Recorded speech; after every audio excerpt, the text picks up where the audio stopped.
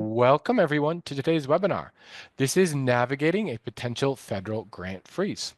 My name is David Gates and I am GrantStation's Director of Online Education. And here at GrantStation, we are committed to equipping nonprofits with the tools, knowledge, and resources needed to secure funding and sustain their missions. Our curated databases are maintained by a dedicated research team and provide access to high quality funding opportunities.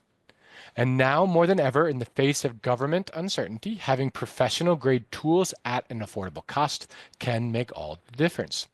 To support your work, we've partnered with TechSoup to offer a GrantStation membership for just $119 on February 11th and 12th. This is a powerful way to simplify your grant research and strengthen your funding resilience. And I'll drop a link in the chat to the TechSoup page where you can register to be reminded of that sale. Now, your presenter today is Alice Ruhnke. Alice is the President of Education and Outreach here at GrantStation.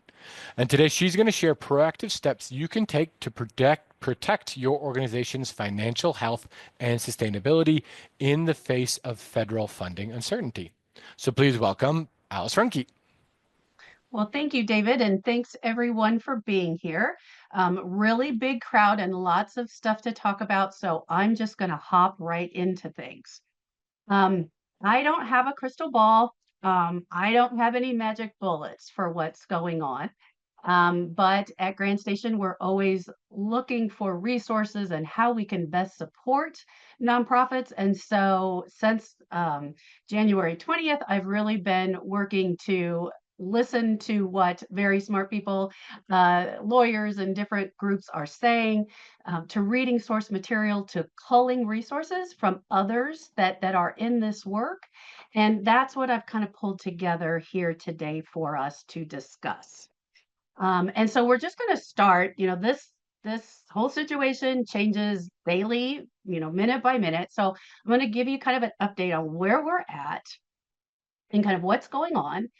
And then I want to address how we're kind of addressing this immediate crisis. We have to meet this moment of what we can do right now to protect ourselves and help ourselves in our organizations and our programs.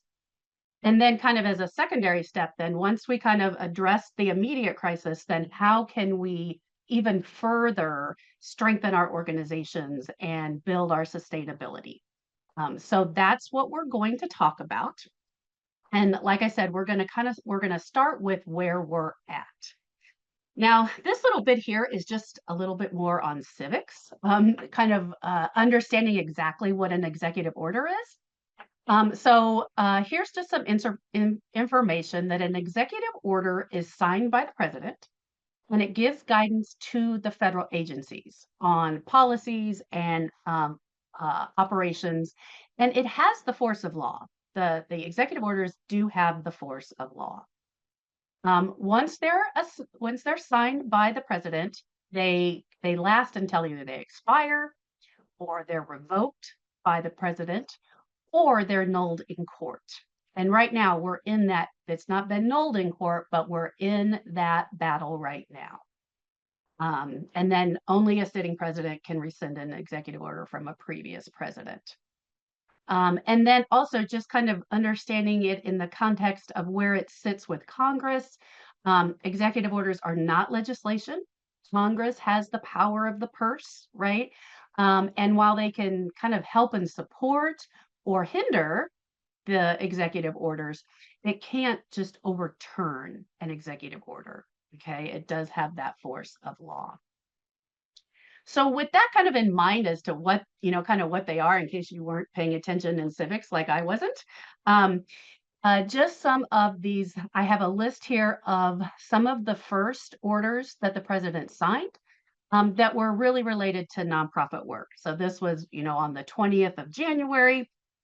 This is, kind of the things that I was reading when he signed into these executive orders. And these are, not an exhaustive list, but the ones that kind of relate to the work that we're doing in communities. Okay. And they're still coming. They still are being issued. And I'm going to have some links at the end where you can kind of follow and keep track of these different executive orders and these different memos and things like that. But these are the ones that we're kind of dealing with right now through some of the memos that have come out. So I encourage you to go and take a look at these different executive orders and read the actual text. So these executive orders came out, and then I'm sure you all know that on January 27th, the Office of Management and Budget issued a memo to temporarily pause agency grants and loans and other financial assistance programs. Okay. And that memo is called OMB M-25 13. And that memo caused quite a stir. And that what kinds of things did it say? Partially, I've pulled some information here. This is not the entire memo, but it is saying that all federal agencies have to identify and review the financial assistance programs and make sure that what in their financial assistance programs are consistent with what the president has required through his executive orders. And so they said that the agencies have to have a comprehensive analysis of these assistance programs. And they then said while this review was happening, that everything was paused, a temporary pause to all disbursement of financial aid. And again, that's obviously why we all went into a tailspin of all of those federal grants, either that you've applied for or that you're currently receiving. This memo then said your money is paused. However, in response to that memo being released, court action started to happen. And on January 28th, there's two courts that are pretty involved in this, and one is their federal district courts. One's the District of Columbia, and the other one is the District of Rhode Island. And they're pretty similar in what they're arguing and what they're presenting. But the District Court of the District of Columbia then on the 28th said, okay, we're going to have an emergency administrative stay, meaning that memo can't go forward. That pause cannot go forward until the date of February 3rd. And just kind of, I've been listening to a lot of webinars and listening to a lot of lawyers and stuff. And I heard a great kind of analogy that really helped me to understand this of like what an emergency administrative stay is that it's like, let's say you were doing work on historic preservation and you have a home that you're restoring. And you have the bulldozers right out in front of the home.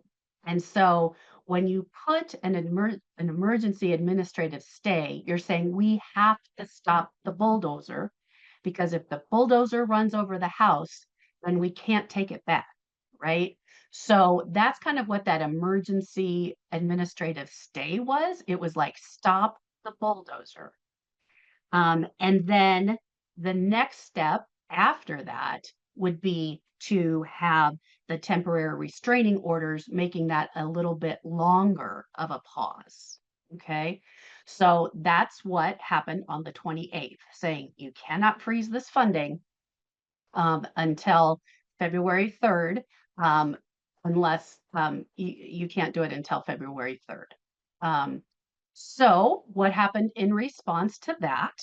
Then the Office of Management and Budget said, okay, we're rescinding the memo. We're taking the memo away.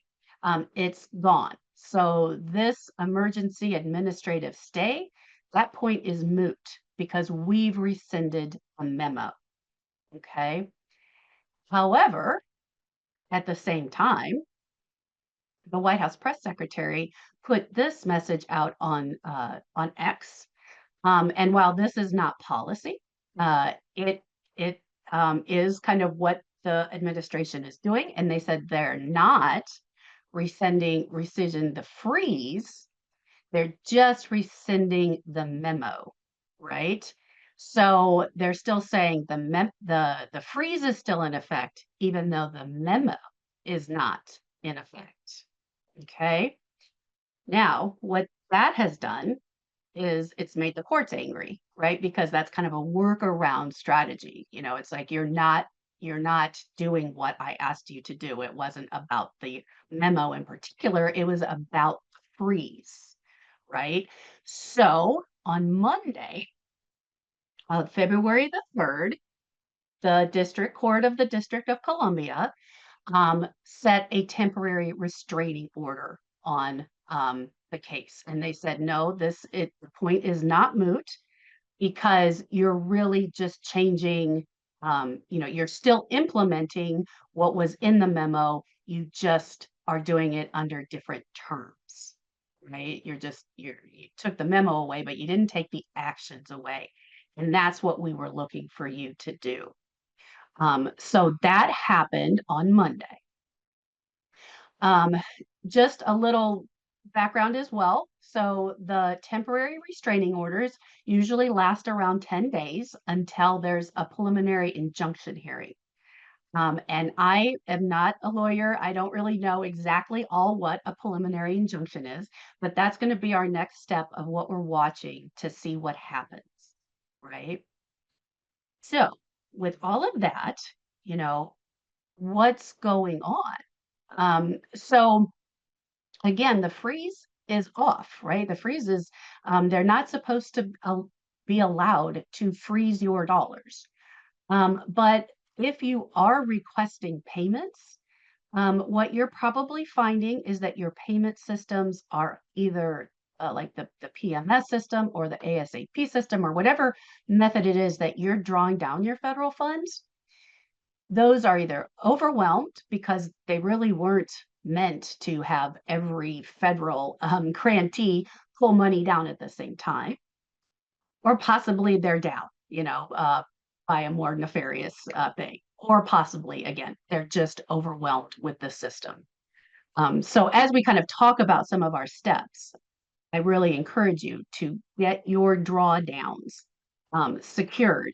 And even if you have to keep jumping back on or jumping on in the middle of the night or trying to find, that time where the system is working, to really, really focus on that because they are supposed to be operational. You will find that notice of funding availabilities that are being released, they're not really being released.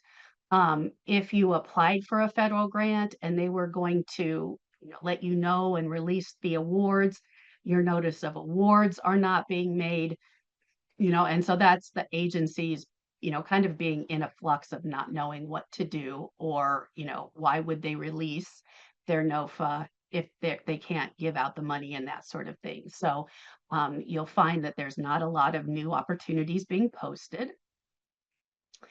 And then at the same time, what else is happening is the federal agencies have been directed to change the language and scrub their websites based on those executive orders. And there's something like 8,000 federal agency websites or something huge like that. And that's a huge task. And so if you find that the agency you're looking for is down, it's because they couldn't get the information scrubbed from their website in time. And so they had to take their website down until it was officially scrubbed of information. And then you're also gonna, there's a few NOFAs and funding opportunities that have just been kind of zeroed out, that they've just kind of already said, we're not going to continue to, offer this one or that one. But I would still continue to you know, work with what you're trying to apply for. And I have some resources for you to see kind of which programs are being affected and that sort of thing. So that's kind of where we're at today, or at least as of last night at about 10:30. Um, then what also happened was that the Office of Management and Budget also provided instructions and guidance for the federal agencies for their programs, that are giving financial assistance. And so I have a link on the next slide that you can go to this page. And what all the federal agencies are supposed to do is it's a long list. It's like 50 some pages of different funding opportunities that are being reviewed. And then it's being reviewed on all of the executive orders and seeing if there's language, if there's actions, if there's whatever within these different funding opportunities that have been awarded. Um, and and that's what the federal agencies are in the process of doing right now, is looking at each funding opportunity and where it connects, what overlaps with the executive orders and what might have to be changed or discussed or, connected with you and changing some of your programs potentially to be in align with the executive orders. And so now we kind of, well, let's just take a breath. Right? That's a lot, right? And so what can we do at this point? How can we protect ourselves? The first thing that I recommend that you do is click on that link of that federal grants there, and that's that long list that I just talked about with all the federal funding opportunities that are being affected. Okay, see if you're on that list, and then you can also kind of you'll see about 15 different columns of things that they are going to review with each funding opportunity. And if that review needs to happen or not. Did you have anything on there about gender ideology, right? And then they would mark that as something that then needs to be reviewed. Okay. You can also contact your program officers. um, I know in some cases, I'm hearing a lot of different things about, that even the agency folks, are kind of in this, they don't know what to do either. So it'll be hit and miss if your program officer, has any guidance or support to help you, but I would at least give that a try of at least contacting them to see, what you can be doing to kind of if you need to make adjustments to your programs, kind of what's going on. The next thing I would do is go to your award letters, your grant agreements, look at all that fine print, the terms and conditions, the allowable adjustments that can be made, what contingency clauses are in your award letters, right? Usually we get an award letter, we're just excited, we're looking at the dollars that have been awarded and any sort of criteria around that. This is going into that the legal ease of what is written as to your conditions for funding. Okay. And so they're going to be different agency to agency and even funding opportunity to funding opportunity. So look at the source documents of what you were awarded, that particular letter or agreement that you signed. Okay. And then just kind of through this whole process, it's just a great rule of thumb to only kind of read through, or you can look at news articles and those kinds of things, but always go to the source document themselves. So, if you're looking at these executive orders and you see that there's a headline about it, go actually read the text. If you're looking at the different memos that have been released, go and actually read those memos so that you have those source documents are what is going to matter, not a newspaper article or something that's been reported somewhere else. Okay, so and I have resources at the end for you to find all of these source documents that we're talking about. And then, I really encourage you to work with your own legal counsel. There are going to be places where we are going to probably have to make some adjustments to our grants um, and our awards and our cooperative agreements. And you can start making those adjustments. It doesn't mean you have to stop providing those services right now, but the next slide is going to talk about starting to think through if this goes through, if it isn't nulled in the courts, how you might have to change some of your programs to be in compliance with these executive orders. Um, the next things that I think that you should do is to kind of create some timelines. Again, look at your disbursement schedules. Make sure you are up to date with all disbursements. Um, and don't, sometimes I know we probably not forget, but we, do it every quarter or something like that. Do them as frequently as you are allowed to do. Get those drawdowns complete, because those systems are overloaded, and you don't want to be delayed because of that. Also realize, as you're doing your own kind of forecasting of what's going to happen over the next month, um, you want to probably build in some times for delays, and realizing that if you usually do a drawdown and you get the money in 3 business days, that it's maybe going to be 2 weeks. I'm making the number up, but I'm just saying it could be a delay. I would just count on that as part of your process. Um, and that way, you've kind of dealt with that up front. I encourage you to go look at any cash reserves that your organization has. Um, if they're unrestricted dollars, get your board together, get your finance committee together, really look at what you can do as a contingency plan if these award dollars are not awarded in the future, right? That if the money is not flowing, what can you do to support yourself part-time? If you do have cash reserves that are restricted, again, working with your board and accountants and things like that, to see if there's a way to, maybe if they were restricted because of a donor's recommendation or requirement, then maybe, can we reach out to the donor and talk to them to get these cash reserves unrestricted? So kind of working with that, if you have them restricted, seeing if there's a workaround that you can do for as your organization to free up some of that money just in case you need it. And then kind of making that 3 to 6 month, again, I have no crystal ball, but making that contingency plan for what would happen if you were not able to draw down those federal dollars. As you're looking at your own plans, you want to start that discussion of prioritizing, what initiatives and programs you really have to move forward or want to move forward. There might be different things that you have planned, a growth and expansion, something like that, that was part of your strategic plan going into 2025.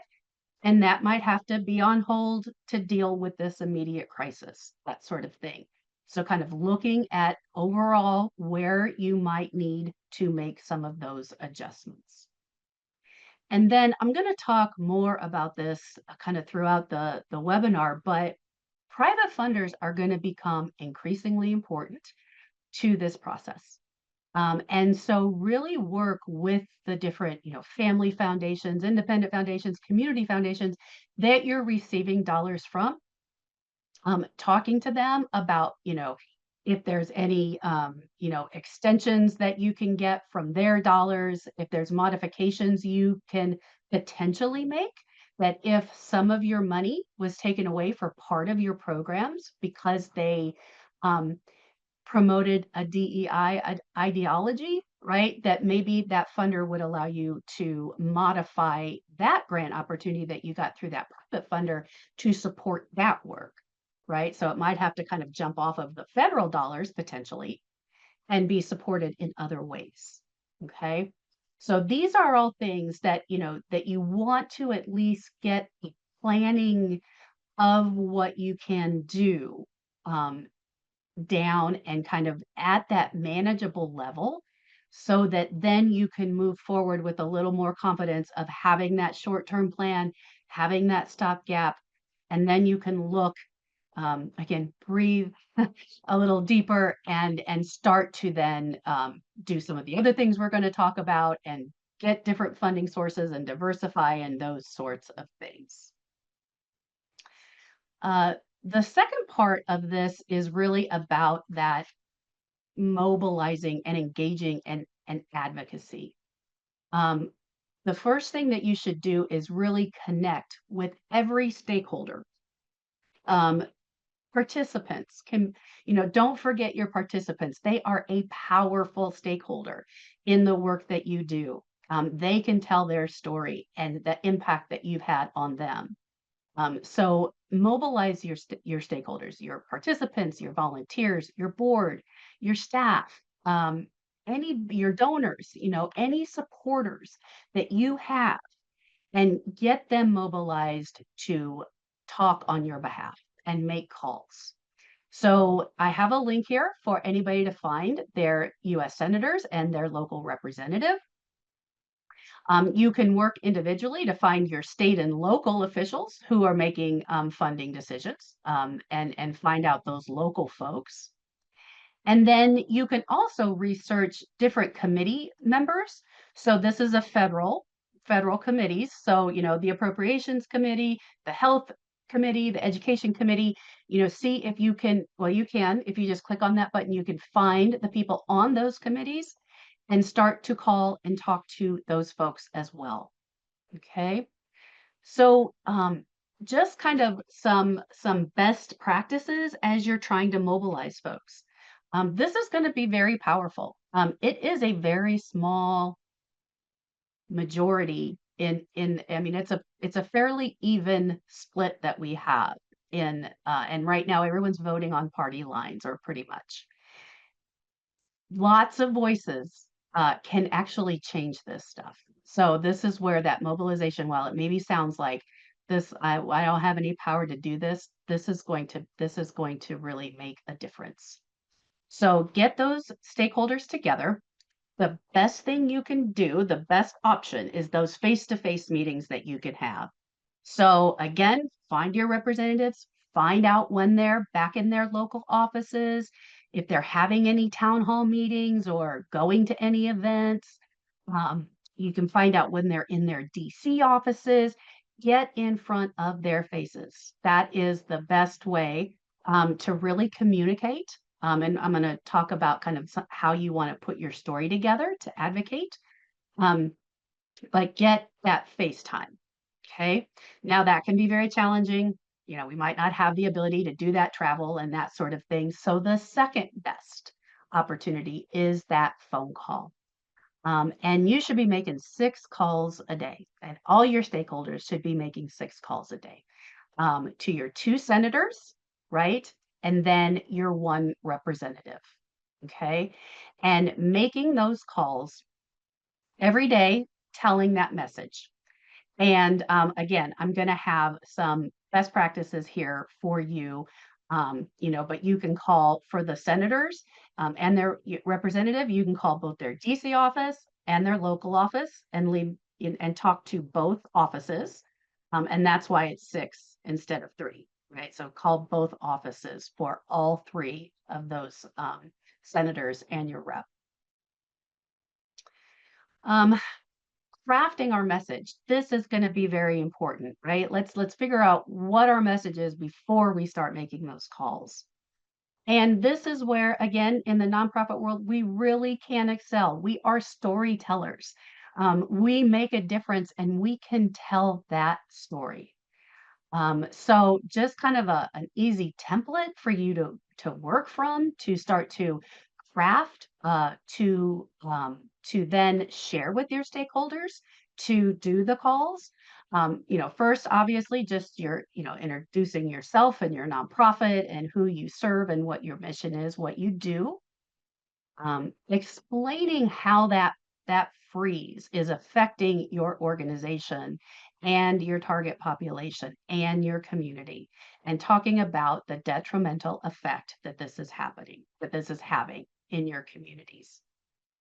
Put data and around that of the number of people who might not be served, the impact that it's having on your constituents. Paint the picture with, tugging at both having the data and then tugging at the heartstrings, to illustrate a person, as you're telling that story so that they can see this is not just numbers on a page in a budget or a memo. These are real people being affected. And again, we can do this. This is our strength. Okay. Then, what you're asking them to do, make that very clear, make it very direct. What is it that you're asking them to do? Is it, lift the freeze? If it's, restore funding that might be um, uh, tabled or benched or those kinds of things, kind of have that call to action. And then do your typical thank you and follow up. See if you can meet with them, see if there's anything that you can do that way as well. So craft this message. And then you might also have to, train your stakeholders a bit too to do this. It doesn't have to be a big long training or anything like that. It can be virtual. You can have resources for them that all they have to do is download uh, and then um, individualize it with their own stories and things like that. But some people are just not going to be comfortable making those calls. It's just not where they're comfortable. Other people are going to be like, yeah, give me that phone. I'm going to make every call I can. So you might have to train and coach people, but you want as many voices out there as possible telling that story. And then just as you are talking, let's say to new funders, your private funders that you already have, or as you're talking to those representatives, one of the things that I would really focus on is that how your solutions are um, being undermined because of what's going on. More so than things like, I'm going to have to lay off my staff, I'm going to have to shut down this office, those sorts of things. Those are important. Those are things that you want to talk about. However, the story is that you really want to push forward is what's not going to happen because of this. What is going to be missing in your communities to your target populations because of this um, freeze or that's going on and the different things that are happening. So kind of make that your priority instead of the lead being I got to lay off my staff. The lead is going to be this many students are not going to get services and these many patients are not going to get therapy and those kinds of things. Um, so these are just some calling kind of best practices that I got from a federal someone in a federal office. That when you're calling DC offices, a lot of times those have bigger staffs. And so they might have staff members that are kind of particular to a different area. So, one might be in charge of healthcare and one might be in charge of education or in charge of housing or whatever. So first see if you can find that person. Okay. Local offices, you might find them, but generally they're not as big of offices. And then if you can talk to that person, excellent, go ahead and talk to them. If they don't have a particular person assigned to that area, still keep talking. Keep talking to whoever answers that phone and provide that information that was on that script, right? And just keep talking. And then kind of you can leave messages. That's fine. I've had to do that with some of my representatives who haven't answered their phone. Um, and so I do that as kind of a last resort. If I just can't get through and I've tried a whole bunch of times, then I will leave a message. But the best, opportunity is to really make that call, talk to a human being. And you'll kind of hear them in the background, kind of logging what you're saying. Um, give them your zip code. Okay. They might not always ask for that, but give them your zip code so that they are aware that you are in their area, you're one of their constituents, okay? And then you can get extra points or extra, kind of score a little extra if, you live in a zip code that really, hey, we are a voting block for you and we want this to change. That's going to even have a stronger influence over those decisions that those senators and representatives make. And then finally, just a couple of things, make it, personal as you can. If really, like, hey, I voted for you and I'm really concerned about this, that sort of thing. Or I, do this in the community, even if you didn't vote for them. And I'm really concerned about what's going on in this community because I can see it because of XYZ.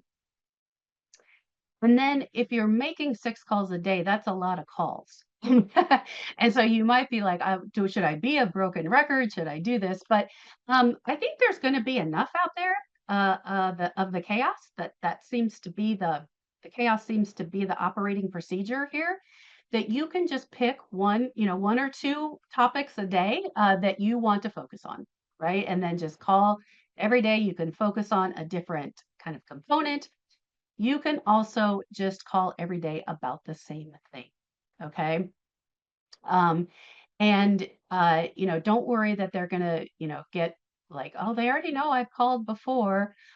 Just they might get tired of taking your calls, but they're gonna log your calls. They're gonna log what you say. And then to my understanding, every day that there's a little huddle about what those calls were about that day, with the senators and the representatives. And so it is really important that we continue to make the call, make the call. Um, and then just the last part is just, being really clear on what you're asking for. But I've kind of already spoke a little bit to that in the kind of script that you'll write. But don't leave any ambiguity. Just be really clear about what you like, what you don't like, what you're looking for, what you want to see changed, etc. Um, then beyond your coalitions that you're working with, kind of beyond uh, your stakeholders, there are also like other coalitions that you could join efforts in.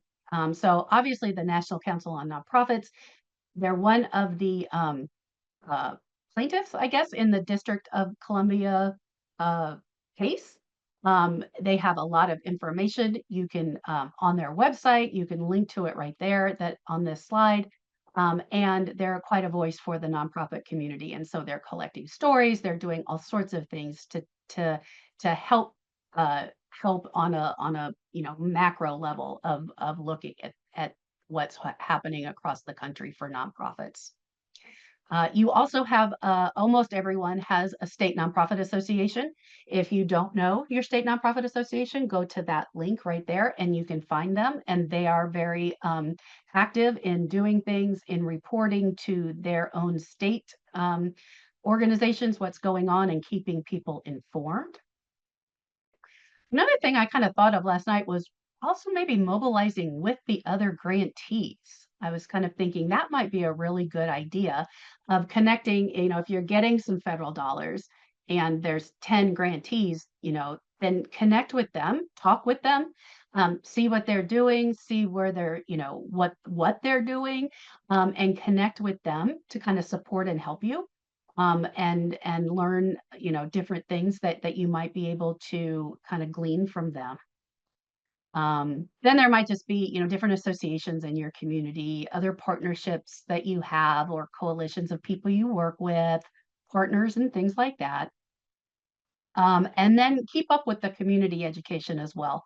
Write letters to the editor, um, call the media, do interviews about what's happening, share that story so that this information, you can do stuff on social media to tell the story, all those sorts of things, but keep it, out being talked about in the community. Um, so the next one here is taking care of yourself. And this is really important because we can't help others if when we get burned out and so this process is a marathon and not a sprint. Okay, so this is going to last for a while, and you need to take care of yourself. Um, you need to kind of take temperature checks of where people are, your staff and your board, and different people around you. Take that 3, 4, 5 minute pause to see how people are doing, to let people vent.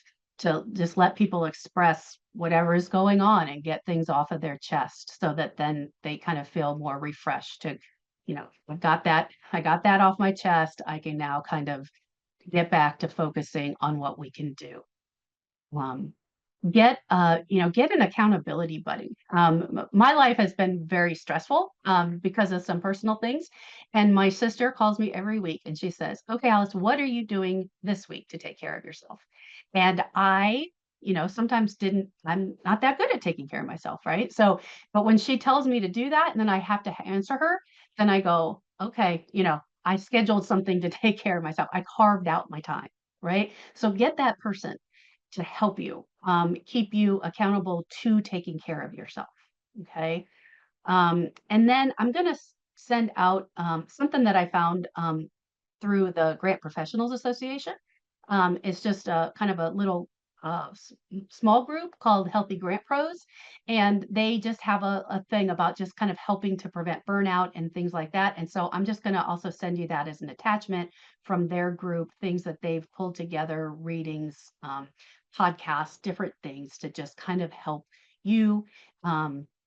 Prevent burnout and take care of yourself. But I can't really reiterate this enough. We're probably not very good at it, but let's make sure that we're doing that, because if we don't, we're going to burn, and that's not good. Um, okay, so we've dealt with kind of the immediate crisis, right? We've looked at a short-term strategy to to pay our bills, to get our things going.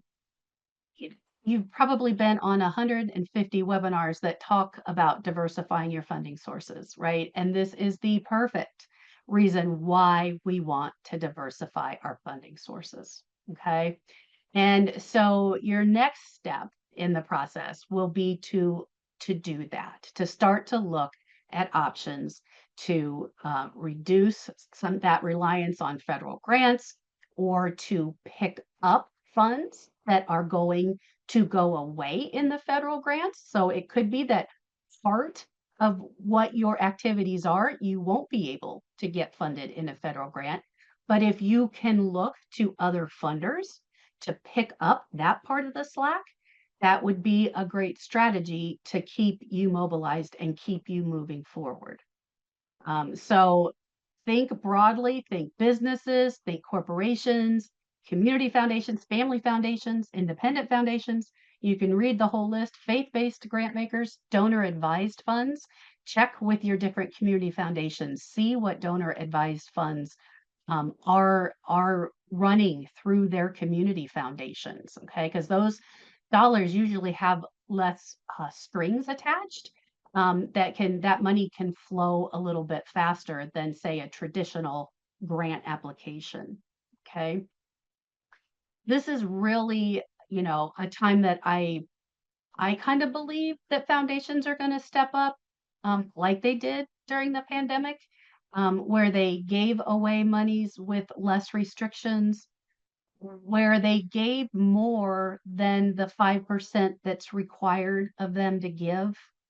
I really do believe that. I don't have any proof of that, but I feel like this is going to be philanthropy's moment to step up. And that, from what I'm seeing, just in chatter, in talking, in you know, listservs and different groups, that mobilization is kind of happening. So I really encourage you to seek those organizations. Again, it sounds like quite a plug, but that's what GrantStation is all about, helping you find those funders. So now more than ever, it's really a great deal and something that can really help your organization with that overall sustainability long term. And then, don't kind of forget about kind of the donors that also can provide you unrestricted dollars or whatever. That when you have a donor and they give you money, usually that's unrestricted. And so, engaging them with your story, telling them what's going on. And again, the same way as before, the impact of not providing those services. See if you can get some of those smaller donors to become, to give more dollars. And then always the best practice is to see how, to grow your continuing ongoing donations, right? Because you can plan on that. If, people give X amount of dollars each month, they give it throughout the year, you can kind of plan on that. So if you really only have, one-time donors, the more you can get the recurring donors, the more it kind of helps with your own sustainability and your own financial forecasting. If you do events and that sort of thing, reach out to those folks who, attend your event. Again, tell that story of what's going on. Get some of those unrestricted dollars to be a gap. And then also look for look to banks to get, potentially bridge loans or something to help you out if you don't have that reserve fund. Reach out to some of the funders you have and see if you need, bridge money to get you through. Can they provide you with a no interest loan, that you will pay back? Or do they have emergency grants? And again, in our database, we have funders who provide emergency grants, right? Or capacity building grants. You might need some help with the legal aspects of what's going on, and you're going to need to hire an attorney or something like that. So, you could get some capacity building dollars to help with the legal situation that's going on. So, really looking broadly and starting to, get out there and get additional funding, so that you're not as reliant on the federal funds and that you can pivot faster, moving forward, overall. So these are just when you get the slides, this is just a big consultant that I know, and she kind of put together a really nice on her website. It has all the executive orders that have been done, and you can click on them right there and taken right to the executive order. She has all the memos listed, and you can click right on there. So it's just a nice resource hub of kind of what's going on, but everything is there. And then the National Council on Nonprofits, again, a good reliable source to be connecting in with, information coming from them is very valuable. And, they're helping to mobilize and do things as well. So with that, I think we will go ahead and stop and see what kind of questions you can answer. Again, I'm not an attorney. If I don't know the answer, I am just going to say I don't know because I don't want to provide any bad information. Yes, and there's been Mm, a lot of questions, so won't have time to answer them okay, all, but we'll kind of get to as many as we have time for. There was a lot of requests for that federal grants affected link, Alice. Do you have that right away that you could share that we could drop in the I'm chat? sorry, which one? The The one of federal the, grants affected list. It yeah. was earlier on in the Um, presentation.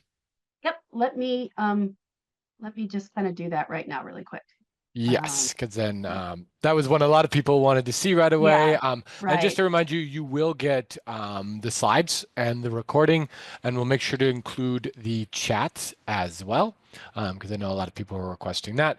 And these are going to arrive through your webinar registration email later today, so we'll get it sent out sometime this evening. So you will have all of those links, but I know a lot of you wanted that link right away, just so we can Okay, make sure let to me see if include I it. can do it this way.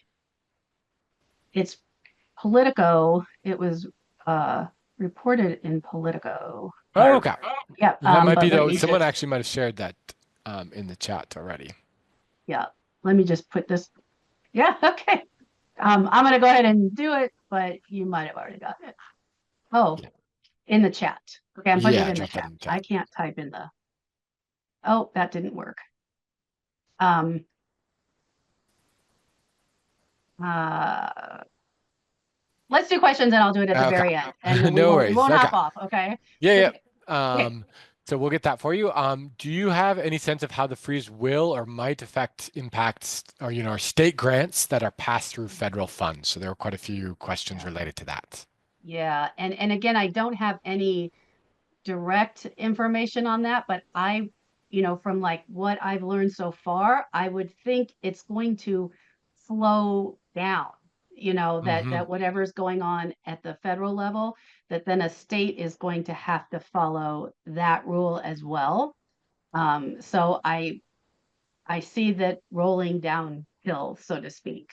Um, that they will have to uh, abide by these things just as much as any nonprofit provide funding or requesting funding from the federal government Makes would be sense. my guess. Again, I don't Hmm. know. And then there were a few questions just about kind of the language used. Um, One person was saying, I was curious about the writing of upcoming grants and the use of language that is typically employed to describe the various aspects of programs. And then a few people had, specifics, but any thoughts about should we tamp down the language or just answer the grant questions as they are written? I mean, when we are looking at a local level, when we're applying to our local foundations and things like that, especially a lot of them have, how are you addressing DEI and things like that. And so I would continue to, address those things. They are also, again, like I said, they're going to be the ones that we're going to have to go to get the money to fund these things if those freezes, and if those executive orders happen, and then you get that part taken out of your federal award. So, I would continue to work that at a local level. Um, Obviously at a federal level or state level, I would write the other sections of the grant Hmm. at this point before focusing on anything like that, because it could just be that those get wiped out of the NOFAs as even questions and things like that, and they won't even be addressed. Yeah, makes Yeah. sense. Um, what are the potential impacts on smaller nonprofits that rely more on local grants or private foundations rather than federal grants? Do you think it will increase the competitiveness of those non-federal grants? That's a good one. I mean, I do think more people, I think, are going to be going to, I mean, private foundation is going to become more important. So with that, there is going to be more competition. However, again, like during the pandemic, they can release more money than their 5% that they're required to give out. So if they're giving more dollars, then that competition starts to starts to wipe out some of the competition. So yes, I would say things will probably get more competitive. But again, if they're giving more dollars, don't let that don't let that scare you off though. I mean, keep applying to those funders and talking to those funders and working on those funders. Yeah, makes sense. And then do you have any recommendations about making your case stand out in a crowd of folks who all have important needs? Yeah.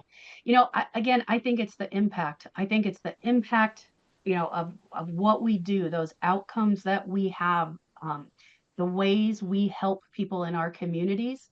And the more you can tell that story and talk about how many people who, the percentage of people who have addictions that would, be not get addiction treatment because of this, or how many people would not be able to, get services in the schools because of this, and what that impact will do, and kind of, chase it a little bit. Think about if a person isn't getting, let's say a person isn't getting addictions treatment anymore. So then they're back, maybe on the streets, they're back using, you know, public resources, those sorts of things. They have a cost.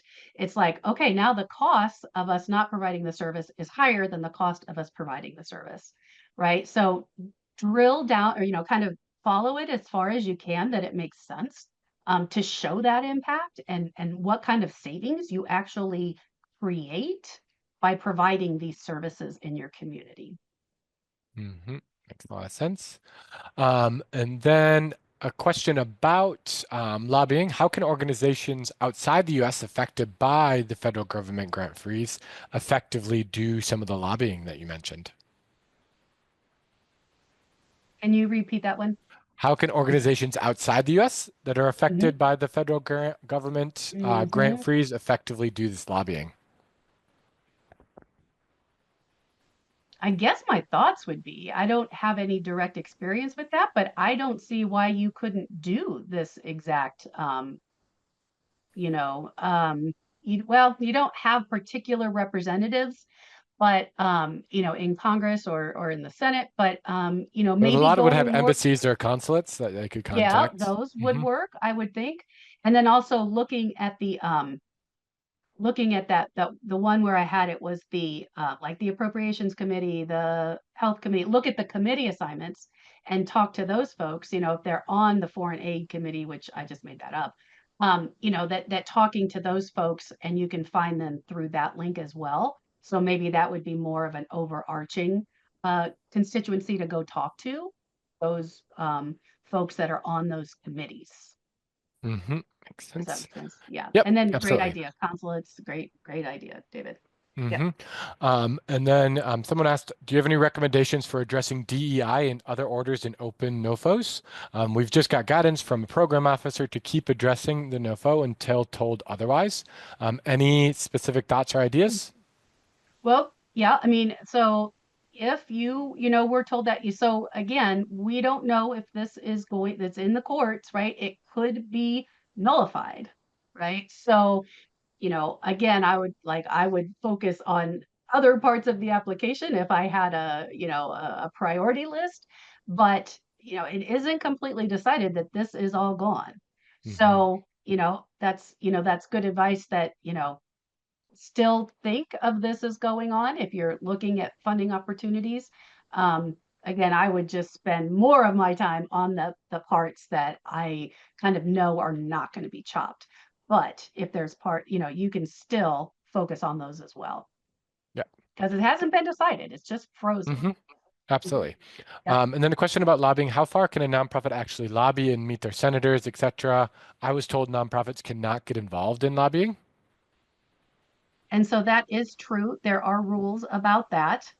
Um, However, making phone calls, doing education of what's going on is not lobbying. Educating a senator on what's happening on the ground in their state is not lobbying. That's education. So you want to really couch, some of your messages around that you're educating those folks about what's going on, and that is not direct lobbying. Beyond that, check with your legal counsel, check with folks that actually have a law degree and those kinds of things, because you don't want your 501c3, revoked because of anything you do. So be careful with that. But to me, it's, what you're doing with a lot of that is educating them that you're not lobbying. You're saying, Yeah. hey, look what happens here. Yeah. Hmm. Makes sense.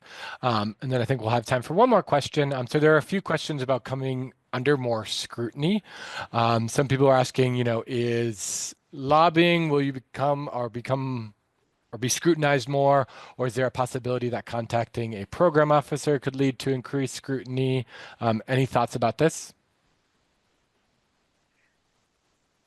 I don't have any idea in particular on that. I mean, I think that you have the right to call your program officer. I mean, that's just Hmm. there. You've got the award letter. You still have the award, right? So there really shouldn't be any issues of you calling your contacts in DC. Again, I think some agencies people answer the phone and some don't for whatever reason.